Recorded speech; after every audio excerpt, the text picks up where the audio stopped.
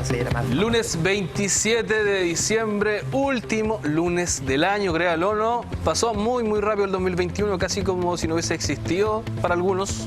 Algunos podrán decir que fue un muy buen año comparado con el 2020. Claro que sí, tenemos vacunas, veamos el lado positivo, por supuesto. Y tenemos dos invitados en Pulso Político. Marco Loyola, ex seremi del deporte. Aldo Mardones, administrador municipal de la Municipalidad de Concepción, ¿cierto? ¿Todavía? Así es.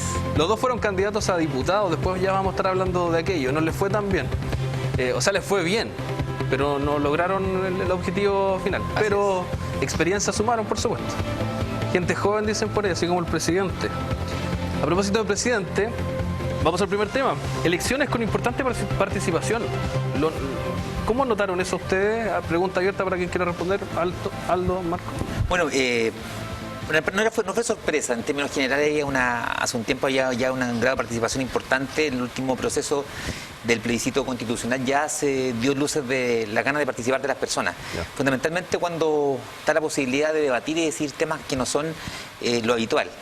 Y claramente hoy día la candidatura de Gabriel Boric representaba alguna novedad, aires de cambio en lo que es la política chilena y también la necesidad de rechazar a un gobierno que para muchas personas un gobierno que era reaccionario, de bastante resistencia a los cambios y modificaciones sociales, y también que movilizó a personas que no habían participado en la votación, hombres jóvenes y muchas mujeres también que acudieron a la urna en esta oportunidad. Se veía venir, había un público que faltaba participar de estos procesos electorales y claramente Boric vino a refrescar el ambiente político en este último tiempo. ¿Coincide o, bueno, sobre el candidato quizá no, Marco, no?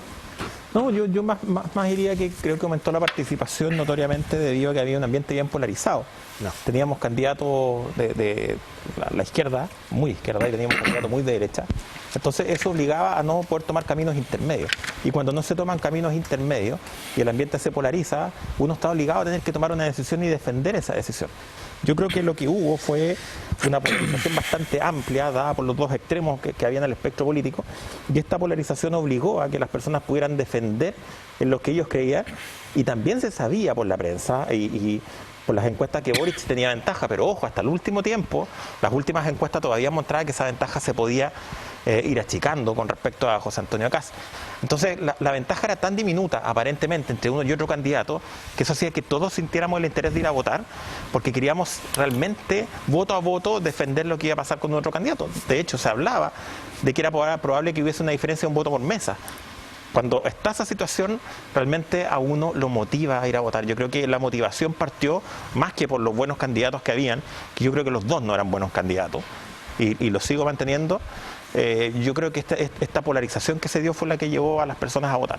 ¿Y los motivó igual quizá que no haya habido una larga fila para poder hacerlo? Porque en la primera vuelta, ola de calor, larga fila, 4 votos, acá por lo menos en la región del Biobío, en el resto del país, en algunas regiones solo 3. ¿Qué te dice eso? ¿Que va a andar rápido y va a poder hacer las cosas también ágilmente?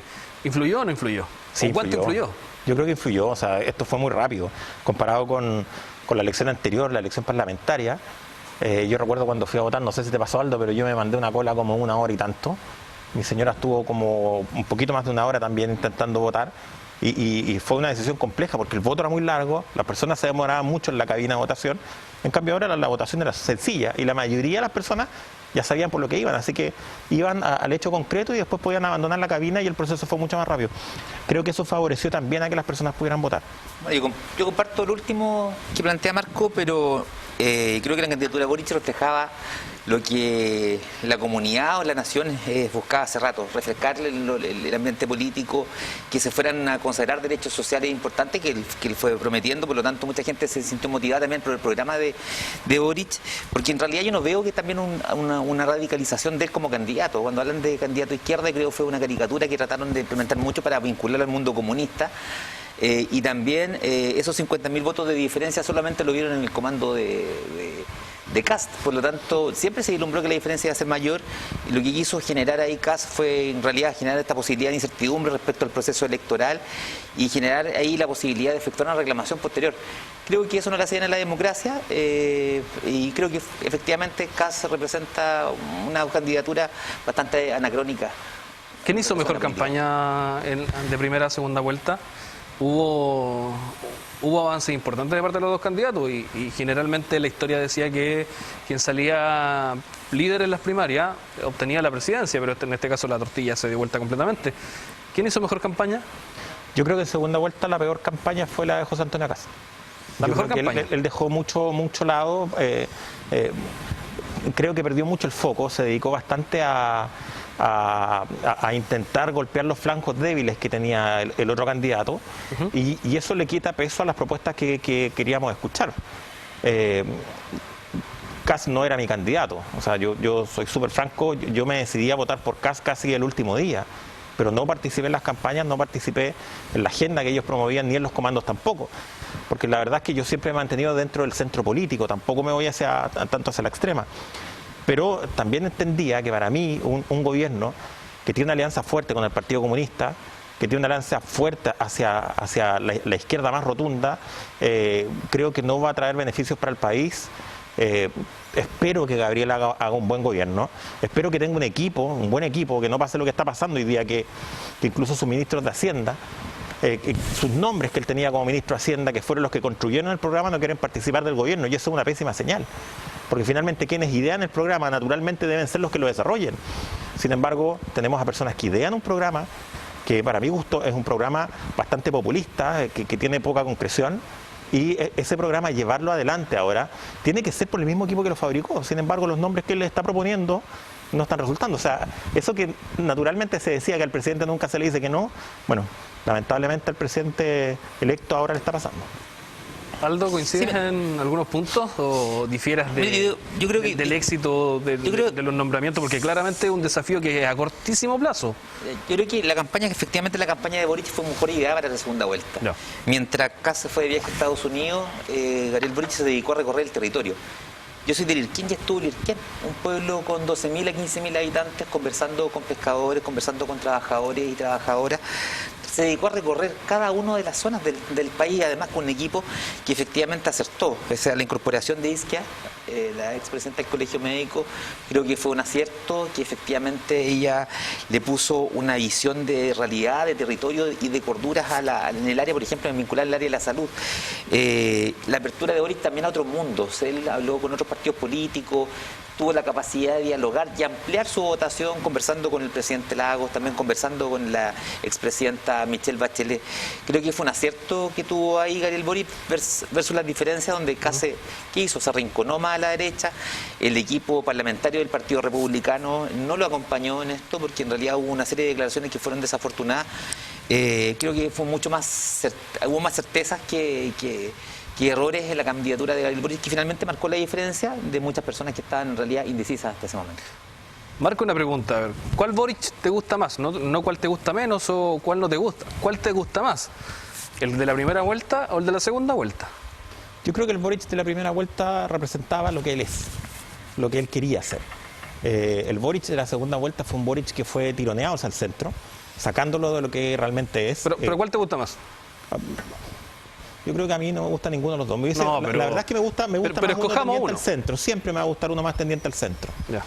Siempre me va a gustar más un Boric de la segunda vuelta que un Boric de la primera vuelta, porque fue capaz de dialogar más, de conversar un poco más para poder tenderse al centro.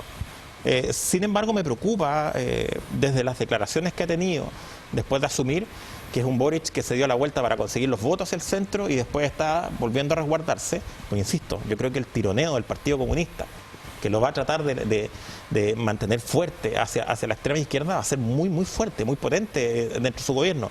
Y aquí hay que ver cómo se va a reflejar eso en los parlamentarios que él va a tener.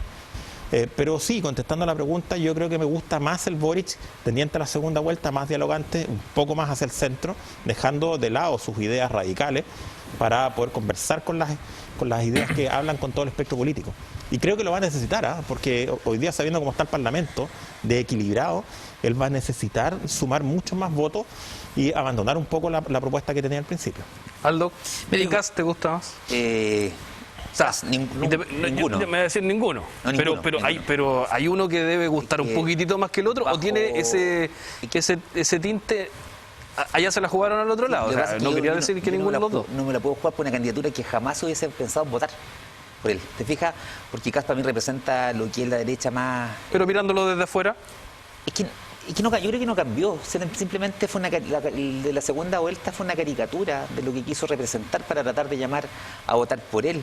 Yo creo que sin un Boric, por ejemplo, un Boric mucho más dialogante. Cuando Marco plantea que su programa fue bien de izquierda, yo me recuerdo al Boric que fue capaz de sentarse con Piñera en la mesa por los niños, por la infancia, recibiendo el rechazo de su sector político. Esas fueron cosas que a mí me convencieron de votar por él. Mi candidata en primera vuelta claramente fue Yana Proboste, porque ella identificaba una ideal de sociedad y de gobierno que me representaba plenamente. Era un centro-centro. Centro-izquierda. Yana es una mujer reformista también, pero yo creo que también erróneamente los derechos sociales los llevamos a la izquierda, cuando debe ser una primicia en todo sector político. Pero Gabriel Boric fue capaz de poder llevar este diálogo, firmó el acuerdo por la paz. ¿Se acuerdan cuando también fue rechazado y fue funado en innumerables ocasiones por los sectores más radicales? Ese liderazgo de Boric fue quien finalmente, por lo menos a mí, me convenció a votar por él. Yo me quiero convertir aquí en el defensor de Gabriel Boric, yo no soy parte de su alianza. Sin lugar a dudas, creo que el mensaje de Gabriel Boric que trató de transmitir en relación a los derechos sociales, a modificar el Parlamento, a modificar la forma de gobernar, a descentralizar los procesos de los servicios públicos, las políticas públicas, fue el que me llamó y me convocó. Más afirmado en esto, Boric fue capaz de juntar firmas para ser candidato independiente, en un momento que la izquierda más radical, como la que representa el Partido Comunista, o la izquierda un poquito más de figurar en los medios de comunicación, como Pamela Giles, lo están ninguneando en algún momento. Por lo tanto, yo creo que el liderazgo que muestra Boric, primero, en firmar este acuerdo por la paz, en sentarse con Piñera, a hablar con el presidente Piñera, a hablar sobre la infancia, y esta capacidad de juntar las 30.000 firmas fue lo que me convenció a mí para decir, efectivamente, esta es la candidatura que debemos apoyar. ¿Pero cuál era mejor, el Kast de la primera vuelta o el de la segunda vuelta? Por ninguno de los dos. En realidad no podría decir que Kast es mejor, porque Kast nunca lo vincule tanto al gobierno militar, lo vincule tanto al gobierno que quiso utilizar los derechos de los trabajadores a través de, por ejemplo, su familia. Kast, porque uno vincula a Kast no solamente como figura propia, como persona, sino también a lo que él representa dentro de la política chilena y dentro de la derecha, donde su padre fue ministro, donde su familia también estuvo vinculada a temas de derechos humanos. Entonces, era solamente sombra lo de Kast, jamás fue luz. Cambiamos de tema entonces, vamos al gabinete. ¿Cómo se imaginan el gabinete de Gabriel Boric? ¿Con qué partidos va a trabajar?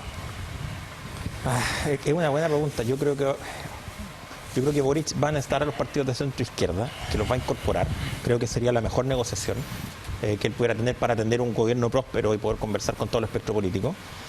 Pero en este tironeo permanente del Partido Comunista, que de verdad yo espero por el bien del país que no se dé, que se mantenga tendiente al centro. Mueve la cabeza Aldo, así como diciendo que está bueno. Pase así.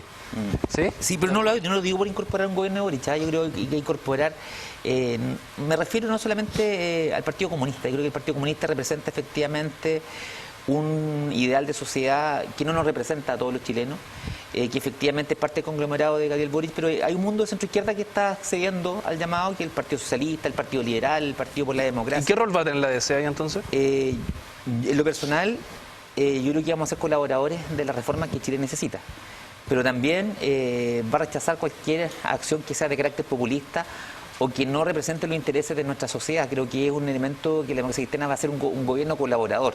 Ya. Porque en realidad, como digo, yo creo, y me representa este mensaje socialdemócrata de Gabriel Boric, pero no me representa muchas veces la soberbia del Partido Comunista, ni siquiera el Partido Comunista en sí. Yo creo que incluso la figura de Jadwe.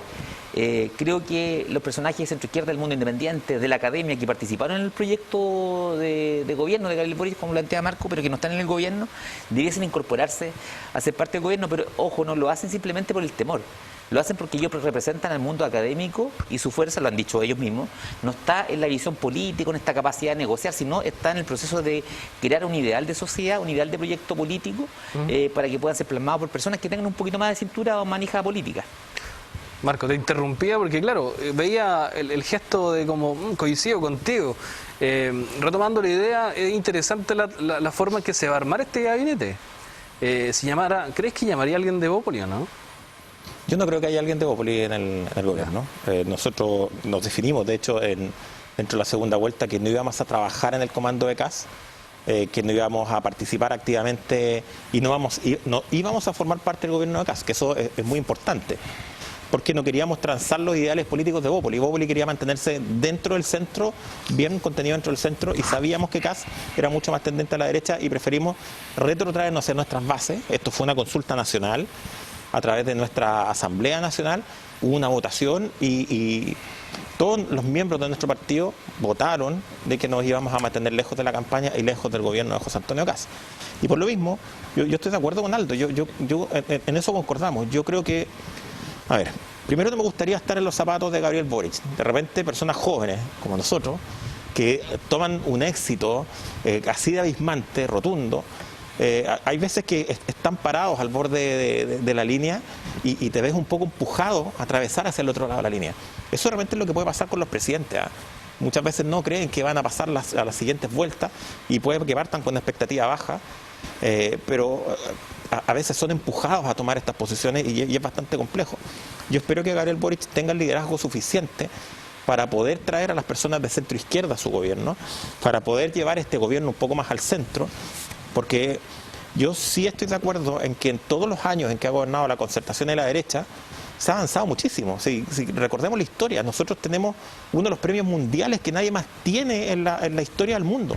Nosotros vencimos la pobreza en un plazo de 30 años. Pasamos de un 50% pobre. O sea, un 50% pobre es mucha gente que no tenía ni siquiera para comer, que no había dónde comprar. ¿Y pasamos a cuánto? A un 8, 9% de pobres. Entonces, ese es un logro gigantesco.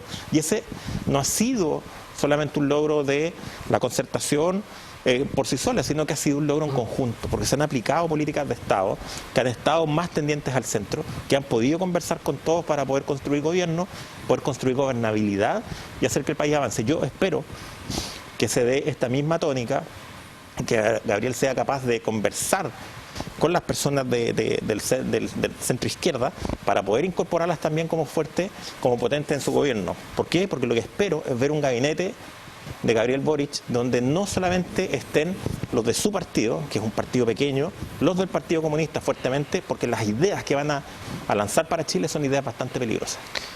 Tengo una una pregunta para cada uno de ustedes. Solo me la pueden responder en 15 segundos. Después le muteamos el micrófono y quedan haciendo como un poquito el loco. Es difícil sintetizar, lo sé. Ignacio Briones aparece diciendo que votó nulo. Parto contigo, Marco. Se esgrime como el líder de la centro-derecha. ¿Crees que sea el líder de la centro-derecha? No. A mí me gustaría mucho que asumiera el liderazgo de la centro-derecha. También creo que Felipe Kast, no José Antonio, tiene una gran chance de poder hacerlo. Son personas muy dialogantes, que conocen cómo funciona el sistema. Independiente de los retiros, creo que Briones fue un gran ministro de Hacienda, que lo hizo muy bien y tiene muchísimo que aportar. Yo creo que él podría tomar un liderazgo natural dentro de la centro-derecha. Aldo, ¿crees que es un líder natural o no? Briones yo creo que ha sido capaz de liderar un proceso importante, ha tenido la capacidad de poder enfrentar a la derecha más dura. Ayer lo leí y después lo escuché en el programa de Canal de la Competencia, un programa político, y fue bastante certero en sus comentarios. Creo que es la derecha nueva que es necesaria para que tenga una nueva oportunidad de gobernar. Creo que esa es la derecha que tiene que abrirse. Le tengo un juego. ¿Le gusta jugar o no? Vamos. No, pero antes de eso, ¿quién liderará la centroizquierda? Primero tiene que rearticularse la centroizquierda. Efectivamente, yo creo que está en proceso de definiciones. La democracia cristiana está apareciendo con nuevo liderazgo. En lo personal, yo estoy trabajando junto a Felipe del Pin, el alcalde de La Granja, en ser parte de la directiva nacional, representar esta necesidad de recambio que tiene la democracia cristiana, pero colaborando con el gobierno de Gabriel Boric, porque no me gusta esa declaración de ser oposición per se, sin ni siquiera sentarse a conversar. ¿Qué liderará la centroizquierda? Yo creo lo mismo, yo creo que se están articulando igual, sí, también los he seguido bien de cerca. Y todavía no aparecen nombres para poder hacer el liderazgo. Yo creo que el liderazgo natural pudiera salir a partir, y siguiendo con el liderazgo que formó Jasna Proboste, que ya tenía un liderazgo en el Senado fuerte, tuvo un liderazgo de todo su bloque que lo empujó fuerte, pero también sería un buen liderazgo. Ahora hay que recordar que también bajaron una candidata que era una tremenda candidata a la presidencia por poner a Yasna Proboste, y ahí también hay un liderazgo escondido muy fuerte para poder asumir tal vez el liderazgo de la centroizquierda. Ahí tienen harto trabajo. Ojo, yo participé en esa Junta Nacional donde Jimena Rincón puso su cargo a disposición. Cuando se hacen de repente configuraciones raras, no digo porque quizás de esa forma se transmitió a nivel nacional, pero en esa Junta Nacional fue Jimena Rincón quien definió ante esta incertidumbre, cuando no hubo acuerdo mayoritario de la Junta Nacional en ratificar su nombre como candidata presidencial, y dijo, pongo mi cargo a disposición, soy otra candidata porque no quiero tener esa sensación de que no generaba ese consenso. Me van a dejar el juego para la vuelta de la pausa, porque hablaron más de los 15, no, si hablaron bien dentro de los 15 segundos, pero después se complementó, claro. Vamos a ir a una pausa. Ya regresamos con un jueguito que es clásico en Pulso Político. Vamos a conocer las impresiones de nuestros dos invitados. Pausa y ya regresamos.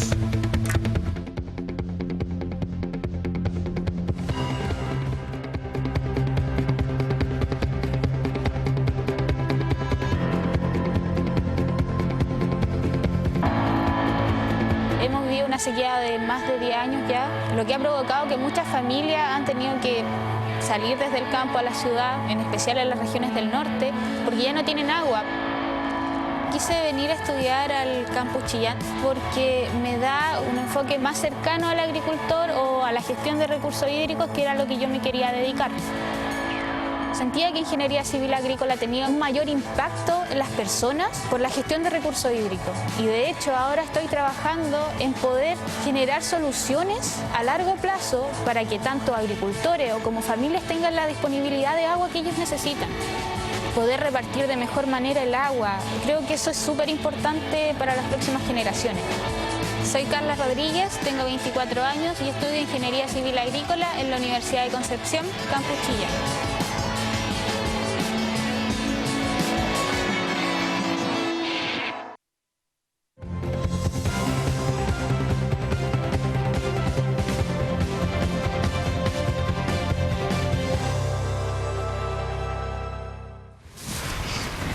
Regresamos a Pulso Político, último lunes del año 2021. Quedó pendiente el juego. Le voy a mencionar una palabra o una frase y ustedes me dicen lo primero que se les viene a la mente, pero no puede ser obvio. Por ejemplo, si les digo Sebastián Piñera, no me pueden decir obvio. Presidente.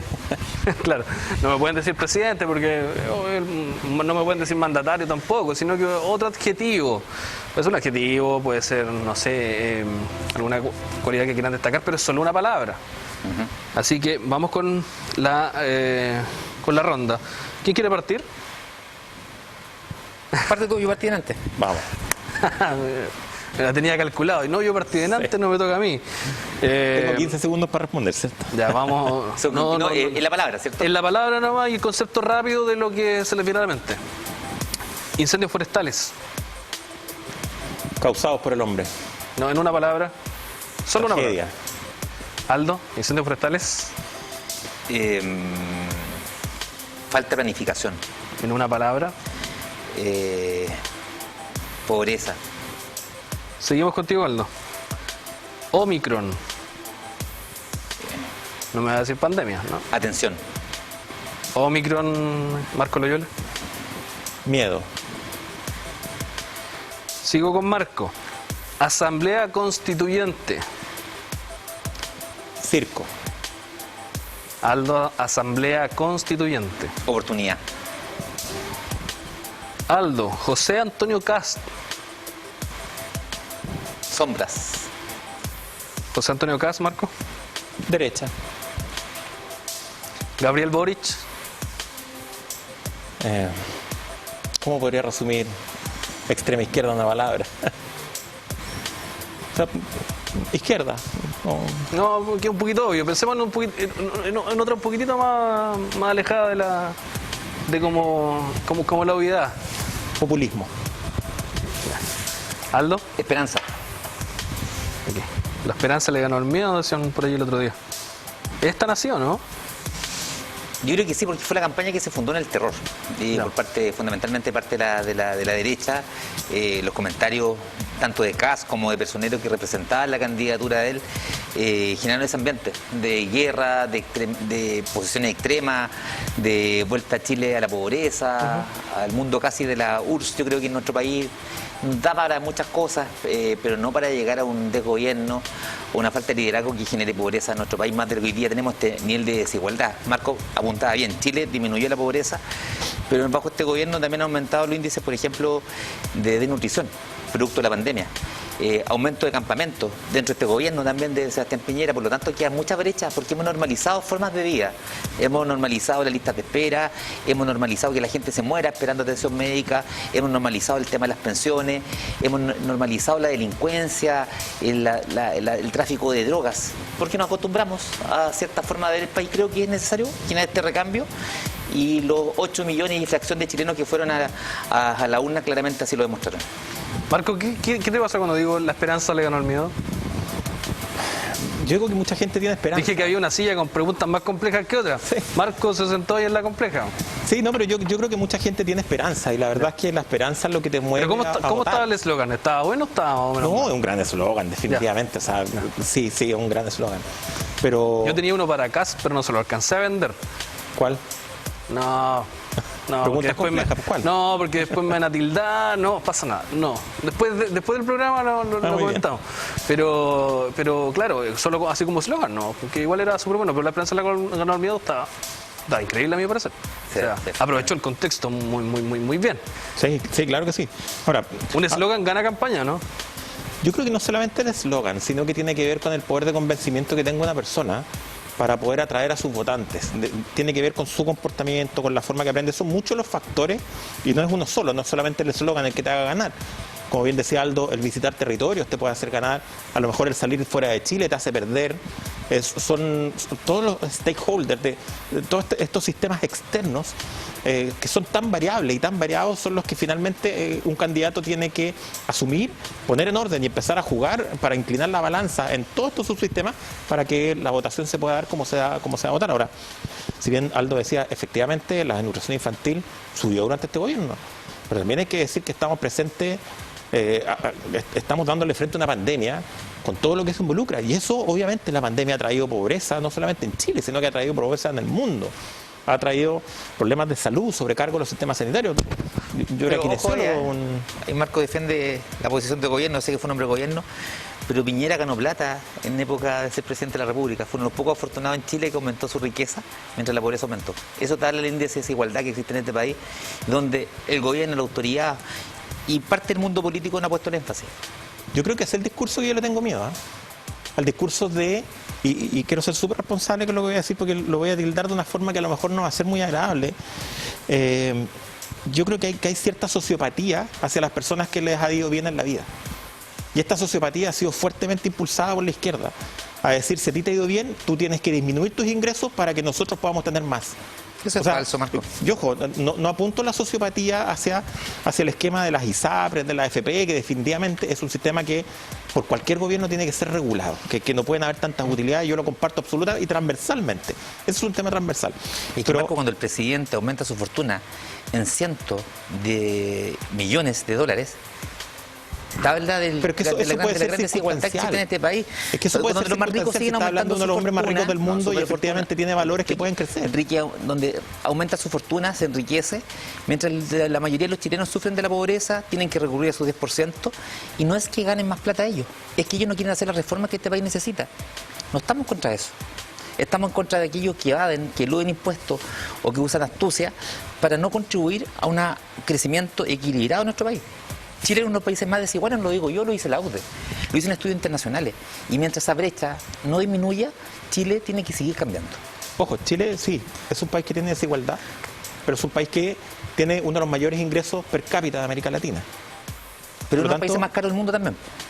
Sí, pero el acceso y la oportunidad sigue estando. O sea, si tú revisas, por ejemplo, a personas que viajan a Estados Unidos, que vienen a Estados Unidos, que son chilenos, te das cuenta que el sistema de salud de Estados Unidos es peor que el de Chile.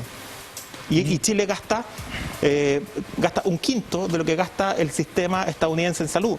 Entonces, Ojo, en el primer gobierno de Piñera se creció un 4,8%, se creció muchísimo. En el gobierno de Bachelet se creció 1,6, 1,4. Bueno, el gobierno de Ardo Frey se creció en un momento cerca del 6%, en el gobierno de Elwin cerca del 8, 10%. Pero eso claramente el crecimiento en algún momento tiene que detenerse para que efectivamente aumentar un crecimiento un poco más moderado, porque si no, la forma de crecer por eso yo hablo de la sociopatía. Aquí es la parte donde yo levanto la mano y digo, ¿puedo hablar? ¿Cierto? Sí, no, está bien, está súper buena la discusión entre ustedes. Yo creo que Aldo apunta un poquitito el tema de que siendo presidente donde quizá se enriquezca. Es que yo le apunto un tema mayor. Al tema mayor de que finalmente las personas que les va bien en la vida parece que hay que bajarlas de ese sistema que les va bien, cuando si tú te ganas la plata de forma legal, si tú pagas tus impuestos, si tú compraste un camión y realmente tienes 15, 20 camiones y te empieza a ir bien, eso hay que aplaudirlo. Marco, justamente eso yo lo que no apunto, ese crecimiento que se produce de manera leal, honesta, de forma responsable y solidaria, de todas maneras. Pero cuando existe un sistema que te permite evadir impuestos, eludir impuestos, y hay necesidades vinculadas a salud, a vivienda, porque en este gobierno se han entregado viviendas, por ejemplo, en el sector de Aurora de Chile, donde esas viviendas finalmente se filtran en agua, tiene problemas de construcción, ¿te fijas? Y se normaliza este tipo de viviendas que son entregadas por el sector público, y eso no puede seguir pasando en nuestro país, ¿te fijas?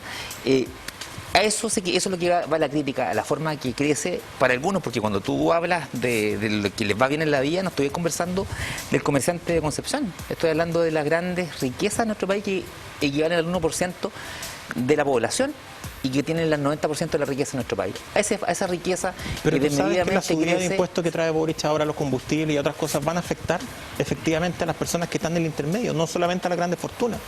¿Y por qué digo que existe cierta sociopatía? Porque realmente yo siento que falta la condena al sindicalista, al funcionario que es dirigente sindical y que es corrupto, falta la condena a los funcionarios públicos que se corrompen, como en el caso de los municipios. Pero ¿en cuántos municipios existen boletas adulteradas infladísimas? Yo te puedo plantear esos temas, y no Marco, hay una condena desde la izquierda hacia ese tipo de conducta. Yo no creo que los funcionarios públicos sean todos corruptos, no creo que los sindicatos sean todos corruptos. No, estoy diciendo a los funcionarios públicos. Pero digo, cuando hablas de los dirigentes, pero yo creo que el ejemplo no creo que sea más afortunado, porque en definitiva, justamente el mundo municipal es el que se acercó hoy día a la sociedad en épocas de pandemia para poder enfrentar una situación compleja que hay en nuestro país. Fue ellos que sacaron adelante una tarea que el gobierno quiso llevar adelante y no fue capaz de hacerlo. Por ejemplo, la entrega de alimentos cuando mandató a los seremi de gobierno de distintas áreas para que fueran a entregar alimentos, no fueron capaces de entregarlo y tuvieron que hacerlo los municipios. El proceso de vacunación es un éxito gracias al esfuerzo de los municipios. Eso es una piedad. Los dirigentes, no es tan obvio. No es tan obvio. Los dirigentes sindicales son los que defienden los derechos de los trabajadores de las más vulnerables. Avancemos un poquitito. El trabajo, se generan los juzgados de trabajo para proteger justamente a los más desvalidos de la relación laboral, que son los trabajadores. Ustedes dos comentan y discuten temas que tiene la sociedad chilena durante los últimos 400 años, 500 años, 300 años, por lo bajo, pero por lo menos de la vuelta a la democracia lo ha tenido siempre. Que se ha avanzado en algunos puntos, no hay duda. Lo ha tenido gobiernos de izquierda, lo han tenido gobiernos de derecha para darle solución. Eso tampoco hay duda de aquello. Cuando hablamos de altas expectativas para solucionar estos problemas, Gabriel Boric el otro día decía, no idealicemos, no me idolatren tanto tampoco a mí, ni a mí siquiera. ¿Qué esperanza hay en el nuevo presidente como para poder solucionar esos problemas que ustedes discuten en este momento? Yo tengo la esperanza de que efectivamente el Boric pueda liderar este proceso con mesura, con responsabilidad, apuntando a los cambios estructurales que Chile necesita. Creo que es necesario generar efectivamente una reforma tributaria que dé por lo menos acceso a salud y a vivienda digna. ¿Y cómo se hace eso teniendo el Congreso tan equilibrado? Bueno, se va a tener que negociar. Va a tener que tener esta capacidad de diálogo entre el Parlamento, porque existe todavía bastante brecha. Yo creo que el Parlamento va a ser un problema para Gabriel Boric, porque las reformas importantes se van a tener que realizar mediante sistema legislativo. Y ahí va a tener que entrar a hablar con el Partido de la Gente, por ejemplo, que tiene 6 o 7 parlamentarios, con la Democracia Cristiana, que espero que los candidatos ahí a parlamentarios, los diputados electos, puedan cumplir un buen rol.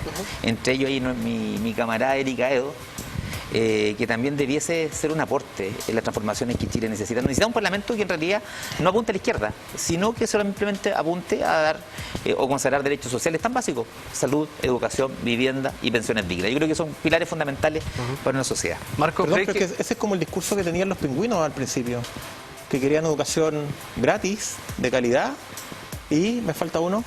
O sea, ¿tú crees que educación no es un No, derecho social? pero Lo que me pasa es refiero a que cuando empieza a muchas minimizar veces... el discurso de decirme que eso le requerían los pingüinos, yo creo que los pingüinos tuvieron muchos aciertos.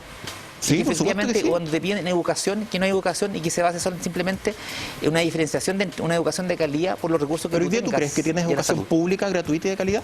No lo tenemos hoy día. Hoy día no lo tenemos. La desigualdad es cosa de, pues, Marcos, si quienes acceden a la universidad generalmente son parte de una élite. Hoy día tampoco ha habido la posibilidad de acceder al tema de educación superior cuando la oferta y cuando la educación también se está convirtiendo en el lucro que también defendía tu gobierno.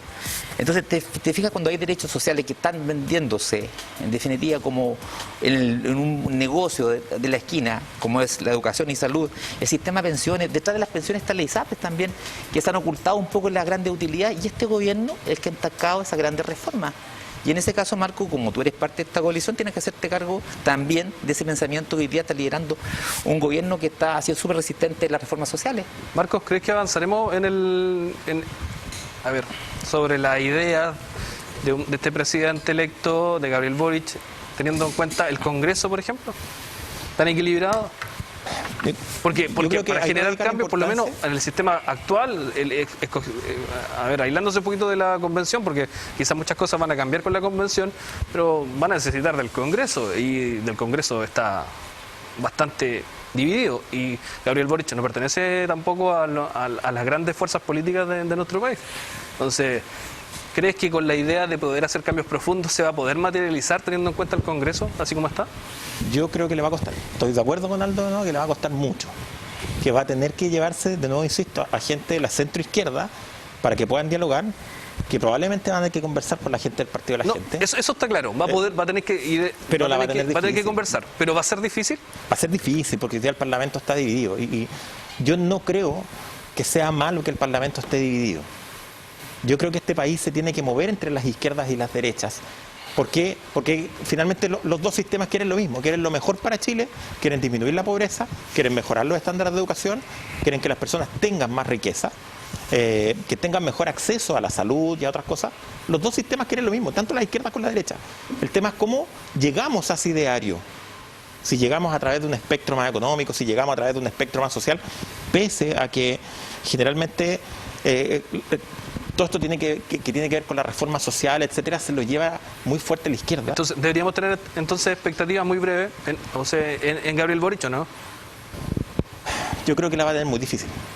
Yo espero que avance y espero que la coalición de derecha sea tan cuerda como para aprobar todas aquellas legislaciones que permitan que Chile avance.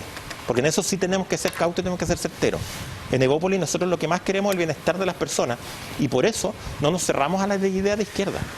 Tampoco nos cerramos a la idea de derecha. Obviamente por un tema de desarrollo macroeconómico tenemos una expectativa mucho más tendiente hacia la derecha, hacia la libertad. Finalmente lo que nosotros defendemos son las ideas de la libertad.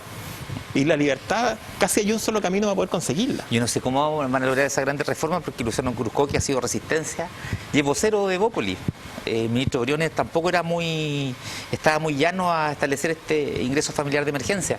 Entonces, cuando hablamos de esas transformaciones que la derecha las quiere hacer, creo que existe cierta resistencia. Creo que hay gente buena que efectivamente dentro de la alianza de derecha quiere efectuar cambios que sean importantes para mejorar las condiciones de este país, pero hay una derecha que está en el Parlamento que va a endurecer su postura para que efectivamente este gobierno de Gabriel Boric no le vaya bien, sin importar las consecuencias que eso puede generar.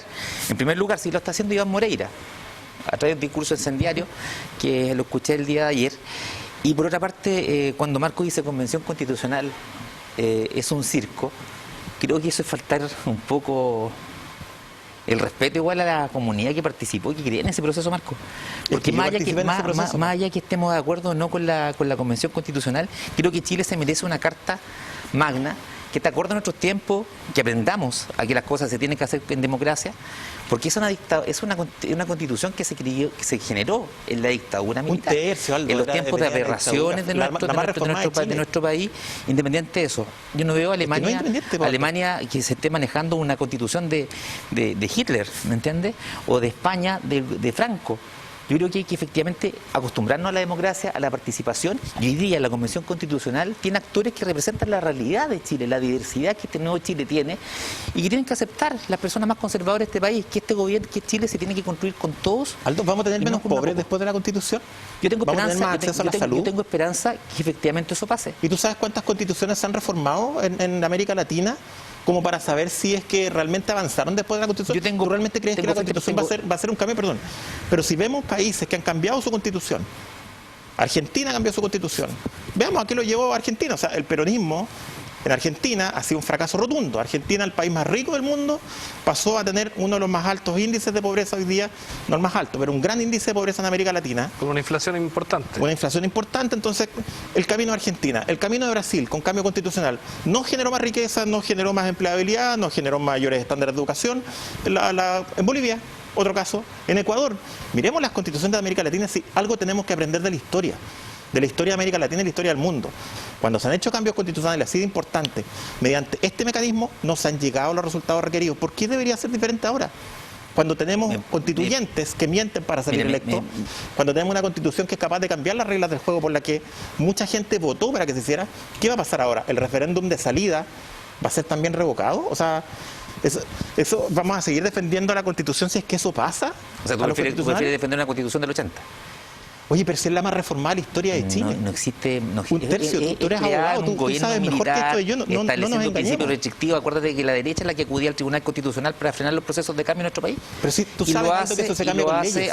Basándose en una constitución que es anacrónica y hecha en dictadura. Por lo tanto, vuelvo a preguntar, yo sé que no va a ser la solución de todos los problemas, pero creo que es un avance, primero para democratizar nuestra sociedad, democratizar nuestra institucionalidad política, y creo que por lo menos va a conservar derechos sociales que son importantes. Es la derecha que va al Tribunal Constitucional cuando contemplaban, cuando trataban de modificar, por ejemplo, la ley de matrimonio civil. Fue la derecha que acudió al Tribunal Constitucional para frenar el retiro de la AFP. Por lo tanto, claramente es el paraguas que tiene la derecha para generar un freno a las grandes reformas que este país necesita. Lo lamento mucho que todavía en Evópoli existe este pensamiento de proteger a una constitución que ante todo fue hecha en dictadura. No he dicho eso. Yo creo que había que hacerle cambio a la constitución, estoy de acuerdo. Pero esos cambios se podrían haber hecho de otra forma, no con la constitución completa en juego. Eso es lo primero. Y lo segundo es que efectivamente en el proceso constitucional nos hemos percatado que han existido procesos que son completamente irregulares. ¿Sí? Digamos las cosas como son. Lo que está pasando hoy día en la Constitución es que llevamos un terreno recorrido. De repente ese discurso del terror que genera esta división. Pero si no es un discurso del terror, hay que mirar la historia. Les voy a cambiar el tema porque me quedan poquitos minutos y yo creo que ustedes con lo que les voy a comentar van a coincidir. Voy a hacerlos coincidir al final del programa. Tiene que ver con los incendios forestales, no podemos estar ajenos de aquello. Es una situación compleja la que se vive, tú eres bombero, el hombre ha trabajado también fuertemente con el tema municipal, que son los más cercanos también a este tipo de catástrofes, incluso cuando van a son la primera línea en la ayuda después de los incendios forestales junto con la ANEMI.